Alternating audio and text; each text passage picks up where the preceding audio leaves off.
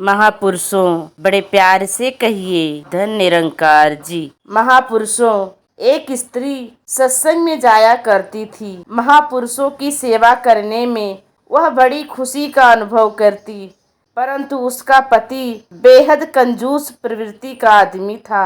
एक पैसा भी सेवा में लगाना उसे धन का गलत उपयोग लगता था। खैर, ऐसे ही समय बीतता गया। पत्नी बड़ी दुखी रहती, पर पति महाराज बड़े खुश थे कि मेरा खजाना दिनों दिन बढ़ता जा रहा है। एक दिन उस स्त्री का पति पास के किसी नगर में गया हुआ था। उस दिन उसने एक महापुरुष को घर में बुलाकर उन्हें खूब अच्छा भोजन करवाया।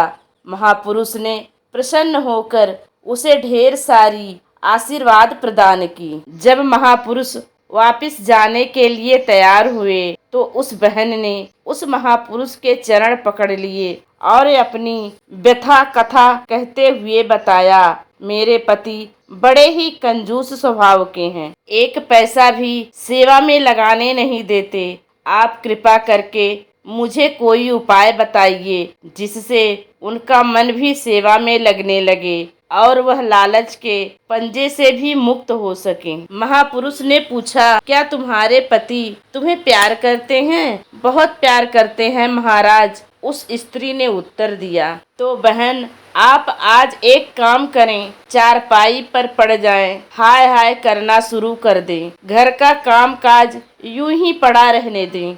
जब पति आए तो पूछने पर उन्हें रोते रोते यही बताना कि मुझे एक भयानक रोग ने आ दबाया है। मैं तो 1 या 2 दिन की मेहमान हूँ, आपसे कुछ हो सकता है तो फौरन कर लीजिए।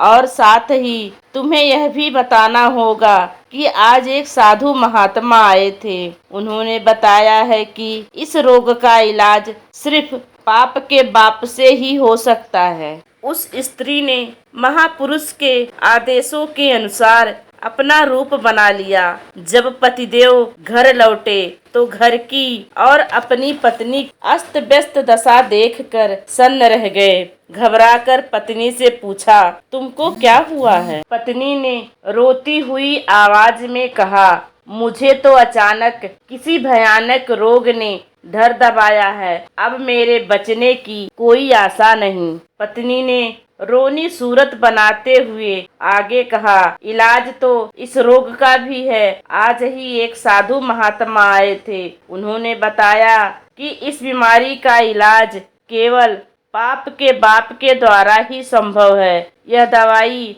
अगर तुरंत ना मिली तो मेरे जीवन की लीला खत्म ही समझिए। पति ने आश्वासन देते हुए कहा, मैं अभी जाता हूँ और इस दवाई को कहीं न कहीं से लेकर आता हूँ।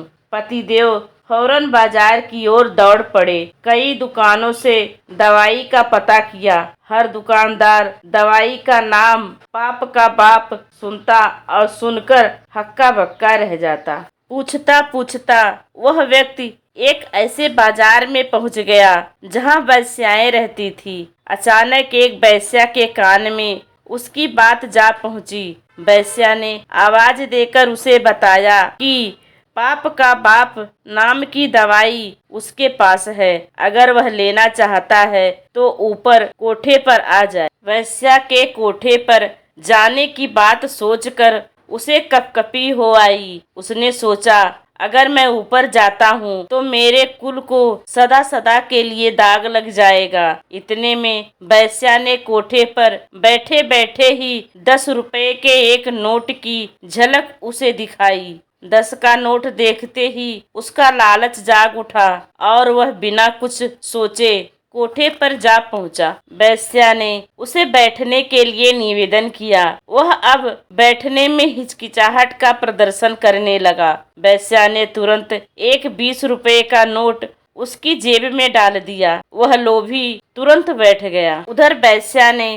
प्लेट में खाने की कुछ चीजें परोसी और लाकर उसके सामने रख दी। अब तो वह झल्लाकर बोला, यह कैसे हो सकता है? मैं ब्राह्मण की संतान हूँ और तुम एक नीच जाति की बाजारू औरत हो। तुम यह खाना उठा लो। मैं यह खाना किसी शर्त पर भी नहीं खा सकता। उस स्त्री ने फौरन 50 रुपए के नोट अपने पर्स से निकाले और उसकी जेब में डालते हुए कहा, खाना ना सही, पानी तो पी लीजिए। उस लालची ने तुरंत पानी का गिलास उठाया और घटाघट पी गया। वेश्या ने बड़ी चतुराई से फिर निवेदन किया, आप बड़े दयालु स्वभाव के व्यक्ति दिखाई पड़ते हैं। आपने कृपा करके यह पानी पी लिया। मुझे आशा है कि अब आप मेरे घर के खाने को भी नहीं ठुकराएंगे। इतना कहते हुए उस वेश्या ने बड़ी फुर्ती से 100 रुपए का नोट उसकी जेब में सरका दिया। उस लोभी ने फौरन खाना खाने की बात स्वीकार कर ली। वेश्या बड़ी चालाक किस्म की औरत थी। उसने अनुनय विनय करते हुए कहा, आपने जब इतनी बातें स्वीकार कर ली हैं तो आप थोड़ी सी कृपा और करें। कृपया मुझे अपने हाथों से खाना खिलाने की आज्ञा दें ताकि मेरा जन्म सफल हो सके।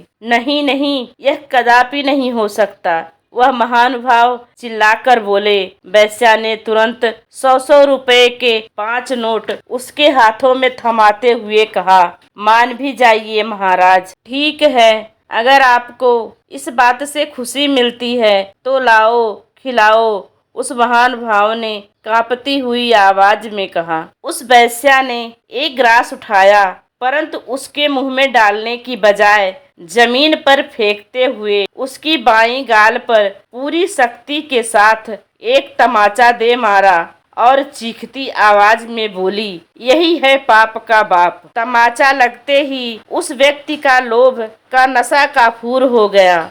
उसे झट ही समझ में आ गया कि लोभ ही पाप का बाप है। महापुरुषों, बड़े प्यार से कहिए, धन निरंकार जी।